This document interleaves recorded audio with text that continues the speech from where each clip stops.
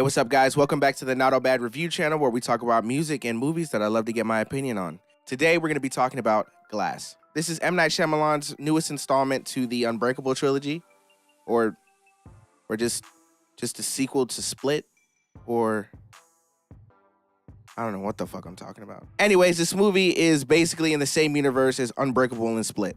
Make it very simple. To start off, I'm going to talk about the things that I liked about the movie. Some of the things I liked was obviously James McAvoy. James McAvoy was amazing in this movie. He was great.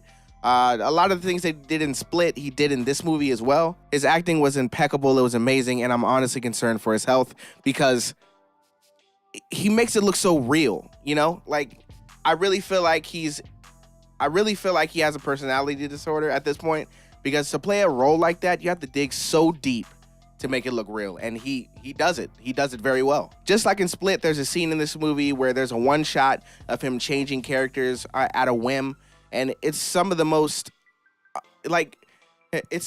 jaw-dropping performances I've seen in a really long time. I actually like it a lot better in the Glass movie because the scene in Glass is a lot longer, and I feel like it was executed better. They knew what they had at that point. After they did the Split movie, they saw the reaction, so they were like, we have to include it in Glass. It was also one of those things where Sarah Paulson's character in the movie, when she saw him switching personalities at a whim, it was the same reaction that the viewers had.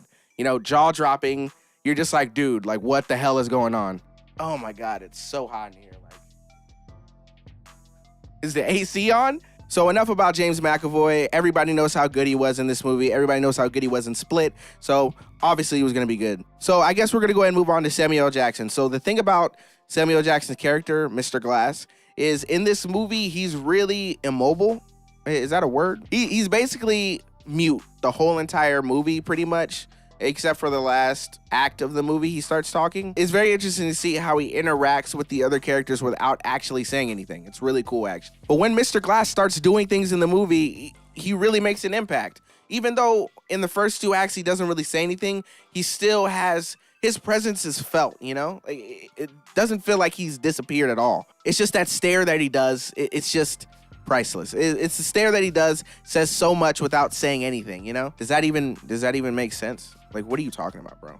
Not only that, but the relationship between Kevin and Mr. Glass is very interesting as well. Once they start talking and they start plotting against the rest of the world, like they do in the trailer, it's really the most entertaining part of the movie. Act 2, I would say, is the best part of the movie leading into Act 3. That's when you get to see the Beast in all of its glory. I'm not going to tell you exactly what happens with the Beast because, of course, this is a spoiler-free review, but just know the Beast is amazing in this movie. If you liked him in Split, he's 10 times better in Glass. So now let's talk about Bruce Willis's character.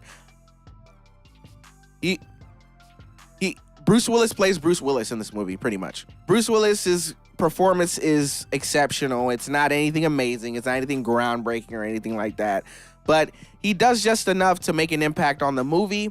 My main issue with Bruce Willis's story is honestly the son. The son's acting in this movie, they kind of try to use the son to tell Bruce Willis's story to make you feel bad for him, but the son's acting doesn't help those scenes actually succeed.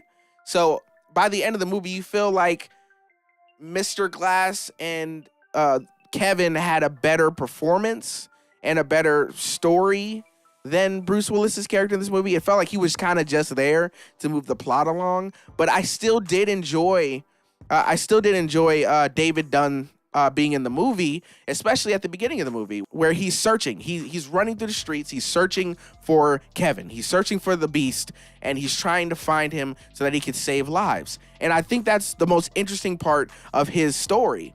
But I think it was a great opener. But then as the movie progressed, they tried to tell that story through the son. It just didn't work. It just didn't work. And I feel that way about all the support characters in this movie. They just didn't work. I feel like the girl from Split didn't really add that much to the movie. I feel like Mr. Glass's mom also didn't add anything into the movie, and her acting was really zany. Am I the only one who noticed that? Like, it just felt weird. I don't know. I don't know how to explain it. It felt like she was doing a parody of a role in the movie. I don't know. It's hard to explain. When you see it, you know what I'm talking about. Also, I've already talked about the son's terrible acting. It's really bad. I wish I would have just recasted it. I don't think it would have been a big deal if they would have recasted some of these roles to get better actors, but it's okay, I guess. The girl's acting wasn't bad or anything like that from Split. Her acting wasn't bad at all. It was just the way they wrote her in wasn't impactful, you know? By the end of the movie, you understand why she's there, but it doesn't really change the trajectory. Oh, wow, look at me trying to use big words. The trajectory of the story. I'm going to be releasing a spoiler talk review right after my solo review goes up. I'm talking with two of my friends, and we're going to go more into depth about some of the things I didn't like about the movie, so you know exactly what I mean when I say the third act is the worst part of this movie. It's really bad. There's bad endings, and then there's Glass. Not to be a dick, not to be, you know, this cynical dude, but the first two acts were great. It had me on the edge of my seat. The acting was great. The story was good. And even the bad things about the movie, like some of the random cuts and the pacing issues, it was perfectly fine with me because I felt like I was working up to something when the movie was going through it. I felt like the story was compelling and it was great. But I feel like at the end of the movie, I realized that this was an M. Night Shyamalan movie. And I should never realize that watching an M. Night Shyamalan movie.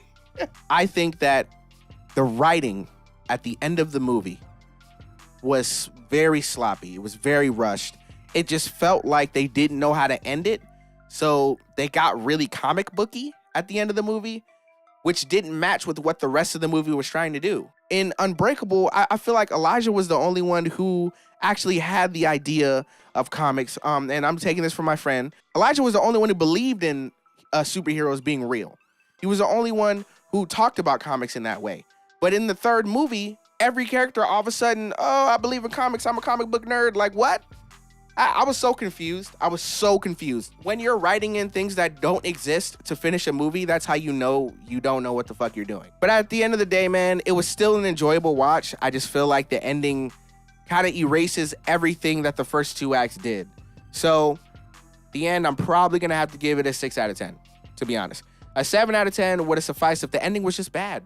But it wasn't just bad. It made no sense. So, I have to give it a 6 out of 10. Spoiler talk review coming up in probably the same day and or the next day after this review. So definitely check that out. Leave a like and subscribe for more weekly videos. If you saw Glass and you agree or disagree with me, go ahead and comment down below. Let me know. I'll definitely be reading those comments. But yeah, that's about it for me, guys. That's how I feel. M. Night Shyamalan, I'm not necessarily looking forward to any new movies from him, but I'll probably check it out just to see what he does next because James McAvoy probably won't be in those movies. So I want to see how he does without these stellar actors doing these amazing, groundbreaking performances. So that's about it, guys. All right. See you guys later. Peace.